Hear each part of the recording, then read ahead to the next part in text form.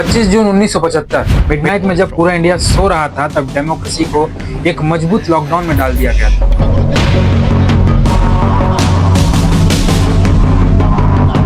Freedom of speech gone, free media suspend, fundamental rights erased. क्योंकि ये सिर्फ इसलिए हुआ क्योंकि एक प्राइम मिनिस्टर अपनी कुर्सी नहीं छोड़ना चाहती है।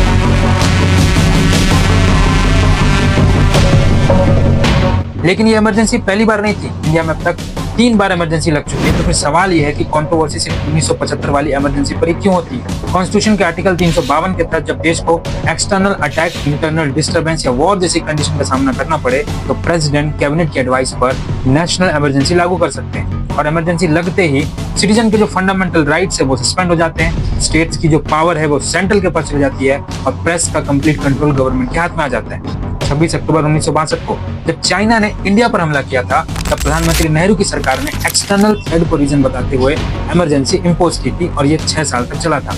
3 दिसंबर 1971 को इंडिया पाक का जब वॉर चल रहा था, इस दौरान इमरजेंसी लगी थी। बांग्लादेश लिबरेशन का समय था, वॉर के चलते एक्सटर्नल डेंजर को बेस बनाया गया था। और अब आती है इमरजेंसी, जो हिस्ट्री में सबसे ज्यादा डिबेटेड है।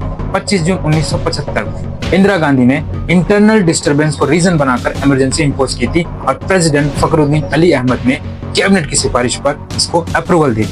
लेकिन इस बार रीजन था पावर बचाना, ना कि नेशन बचाना। अब 1975 वाली इमरजेंसी में इतना बवाल क्यों है, आइए समझते हैं।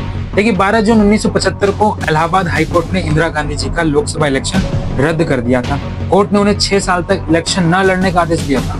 ऑपोजिशन ने पीएम से इस्तीफा मांगा, देश भर में प्रोटेस्ट शुरू हुए। इंदिरा गांधी जी ने इंस्टेड इस्तीफा देने के बजाय पूरे देश को साइलेंस मोड पर डाल दिया। अरेस्ट हुए कौन? जयप्रकाश नारायण, अटल बिहारी वाजपेयी, एल.के. आडवाणी जैसे बड़े नेता जेल में डाले गए।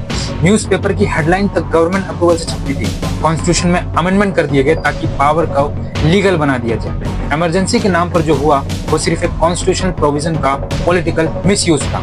1977 में जब चुनाव हुए तो जनता ने जवाब दिया, इंदिरा गांधी जी की हार हुई और डेमोक्रेसी जीत गई। आज लगभग 50 साल बाद भी इमरजेंसी हमें रिमाइंड करती है कि लोकतंत्र को मारने के लिए किसी टैंक्स या गन्स की जरूरत नहीं है, बस एक डरपोक नेता और एक कमजोर सिस्टम का।